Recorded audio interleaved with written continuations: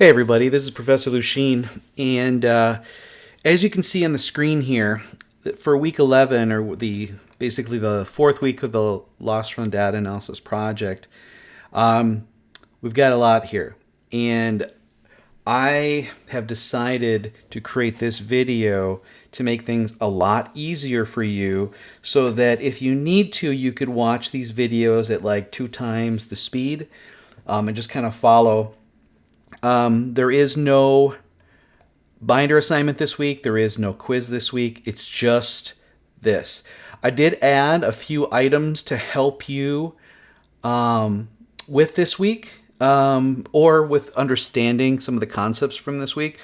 But you can still watch these. But the thing is, this is me. I watched all 3 today, and it's me demonstrating it. I run into some issues. I find those issues. I correct them. In the third video, I'm playing music almost the whole time. So here's what I want to do. First, let's look at the assignment itself. And I should have it here on my other screen. I'll bring it up. So it's going to zoom in so we can talk about it. So this is the table that you'll be completing. What this requires you to do is we create one for everything, and we have to do it both with and without outliers. Because what it allows us to do is forecast based on with and without outliers using the annual averages from the table for the policy years that aren't missing too much information or aren't too green, and then doing a trend analysis and a forecasted loss using the figures. So it's kind of a lot, again, it's 2 tabs just to do, with and then without, and then you fill all this in. There are, how many, 4 figures for each, but you don't have to provide the figures. It's just the tables. So here's an example. So this is the overall, and I'm going to show you in a minute how I got this. But essentially, this is a very honest summary of what would be a forecasted loss. And I decided to use the outliers removed figure. So I'm anticipating company-wide that in 2024, there's going to be 60 claims, approximately, paying out approximately $225,000. But these estimates do not include 19 outliers that were removed that represented 1.3 million. So this should be conservative, okay? And then I've got some of the numbers down here as to why I would use the forecasted loss using the figure. And we've got some good R-square values. So that's overall. For Poinette, as you can see here, I decided to go again with the outliers removed, the figure extended out. I think they're going to have 45 and 185. Decent R squares. Madison, maybe 15, maybe 44,000. Decent R squares. So, and notice I've got the titles here. I don't have the explanation for these numbers here. I should have had that, but I think I have it on this one. Yeah. So then what we're doing is we're going to narrow down and look within Poinette, look within Madison. And based on the priority class code and the priority cause, we're going to try to do the same sort of forecasting. So for Poinette 3076 manual material handling, forecasting 10 claims in 2024, $70,000. That doesn't include $200,000 plus, and we get decent R-square values. For Poinette 3076 slip trip fall, didn't have really great R-square values, so defaulted to annual averages. You can see it's not as great. It's a lot more conservative than everything else, but it's the best we could do. It's the best I could trust. This is Poinette 3076 repetitive motion. Again, went with the annual averages because just didn't like the overall fit of the line. Again, it's a conservative estimate. Same thing with cut, puncture, scrape. Went with it here. There are no outliers, and so it's good to go as conservative as humanly possible. So that's what we went with. So what you're going to do, you're going to create these. How many did I do? I just did 4. You have 5 more to do, And I've got them listed here. So we just went through the Poinet 3076. You also need to do Poinet 3179 material handling, Poinet 4484 material handling, and then out of Madison, it's all out of the 3076 class code, manual material handling, cut, puncture, scrape, and struck by. Over here, I actually put what the results are, what the estimates are. And then note that we're almost done, you guys. Next week is the final results tables and interpretation. So, yeah, that's what it should be. So that's the assignment for this week. You're providing those tables so we see what the results are. But there's a lot of work in Excel. So that's the thing that I want to talk about now. So it could be 3 hours if you did it from scratch. So I have here, you can copy and paste these tables if you need to. But this is really the work we're going to be doing. We're going to be completing this by looking at it with and without outliers, and then doing a scatter plot with a trend line for the count and for the total paid. We probably won't be using these beyond just sight. So with Madison and Poinet, we'll get an idea of how many open claims we have, or $0 claims, and whether we'll be using the certain years. And I'll just speed ahead for you and let you know that based on what I do in the videos, for count, we're going to use 2017 to 2023 because it's a complete year. We just started 2024, but 2023 has too many open claims, so we're only going to use 2017 to 2022 to forecast the total paid. The reason is the total paid is going to increase because we have open claims. So if we were to include it, if we were to include 2023, the problem is it's going to keep going up. So it may not be fully matured. It's still green, and so we're not going to get an accurate number. And so we'll only go to 2022, even though I think there are open claims in that year too. But at least we can forecast out 2 years if it's good enough. But I just showed you it's only good enough with one of the priorities. All right. So the other thing I did, if you're still with me, I'm glad, because this is my gift. I just decided this today. These are the answers for this week. I've got it all right here. I'm going to provide this as an additional table. It's entitled Loss Run Data Analysis, or LRDA, Updated Sample Tables and Forecasting Priorities. The answers are here.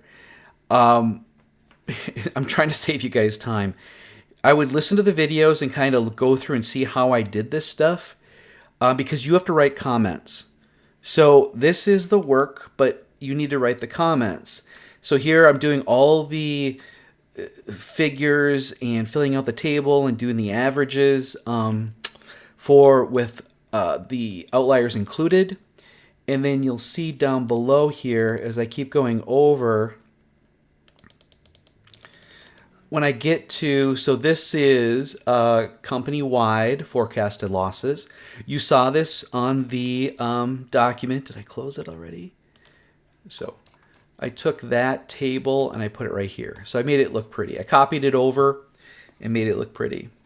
And then I highlighted this because these are the ones we're going to be using ultimately. So I'll get that out of the way. So that's the table right there. And see, I've got the little things here. You don't have to put these in the figures in your homework, and you don't have to do this table either. That would just be too much. The results table is really the most important thing. And I've got a table number 8. I've got a title, all that stuff. Here's for Poinet, the entire site. I kind of went over these, didn't I? I think we went with a figure on this one too. And you can kind of see how the quality of it, see? It's pretty good, right? This is with outliers removed. Here is Poinet 3076. And this is where we would look and see, did we have a change in priorities? I don't believe we did. I don't believe we did here either. But that's what's meant to guide us. But I did that for you in the video. Go to the next one. This is class code 3179. And then I also did 4484, but that must be coming up later. This is 3076 material handling. This is with outliers removed because I did the balance of it earlier tab, not colored. So here is what it all looks like. And you can see here, this one we actually used. It's not going to get any better. It's going to get worse than this. This is our top priority by far. Here you can see the dots are kind of ugh. If you watch the video, I'm really frustrated. It's really difficult to use forecasted losses when it's kind of all over the place and the R-square values are in the toilet. Here's repetitive motion. Again, not good. I couldn't even do it for cut, puncture, scrape because there was no outliers. So I just had to use the original stuff. See, it's just not good. So I really had to default to the table annual average quite a bit. And then here's 4484. Again, these R-square values are just horrible, so I have to default to the most conservative here. Here, the conservative is actually a little bit higher, but you use what you got. So 2 and 9,774 is going to be the numbers we use. No outliers were harmed in this one. So this one, okay. So that one was just I just did it right here. Here's for Madison site. 15 claims in the future, $44,000. Madison 3076. 11 claims, 28,000. Again, conservative estimates doesn't include 316,000 and change. This is cut, puncture, scrape for them. And then we have manual material handling. And we're using the annual average. Well, did we use this? That's a really high number. But we only used 3 because there were zeros. And so I think we defaulted. I think that's what I said in the video. I think I defaulted to 2 claims. And that even though this is almost perfect, it's only 3 data points. But that's because we took some out because they were zeros for those years, and it was 0 for 2024 so far. But this is sort of a false representation. That's why we default. Whenever things are screwy, you default to this. That's not too bad. 60 or 70. Did I take out any? Yeah, I did. I took out 2018, so therefore got to default to the simplest. 1 claim, 2,800. I did it for 3076 slip trip fall, but the numbers were not good. So I don't think, I didn't use it. There's just too many zeros showing up here. And I tried one more, and again, too many zeros. So it's just unusable. So in the videos, you don't have to do this, but I explored all the possible priorities. And when I start getting really bad information or lack of data points, that's when I stop. Okay? So for this data set, I mean, usually there's a little bit more insight can be gained from using the best fit line and forecasting out. But for this one, it really just comes down to the manual material handling 3076. This is the only one that somewhat represents something I can trust and justify to management. And so we're using the figure. Everything else, we're using annual averages. And we're not using all of the years.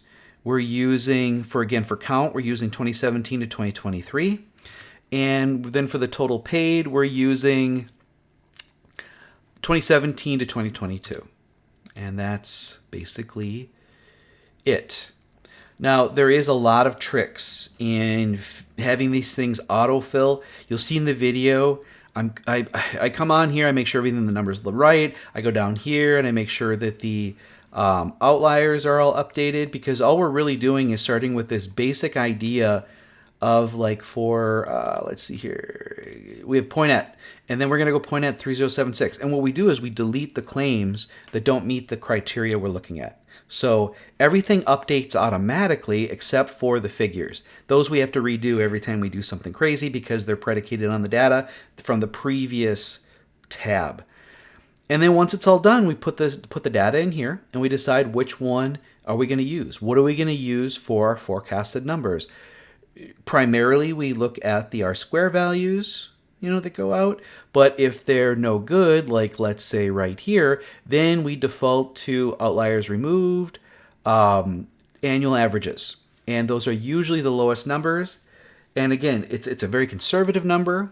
So we're more likely to be able to justify it. And then when we report that the outliers are removed, and that much, that it becomes even a better representation, even though it's low. That is really everything. So you have all this data. I'm giving this to you. what you have to do is you have to work on, the table numbers, the titles, cleaning up your Excel, putting in comments on what you're learning. But by listening to the video at like 2.5 or 2 speed or whatever, you can hear me talk about it, except for when I play the music, it might be a little bit difficult to hear. Looking forward, next week, this is what we're going to be doing. We're going to be completing these 1, 2, 3, 4, 5 tables. And so what we'll be doing is copying and pasting these tables that you're submitting this week. Okay, and then we just type this stuff in. I'll explain how I'm comparing our priorities to the company, to the site, and what they represent. That's next week.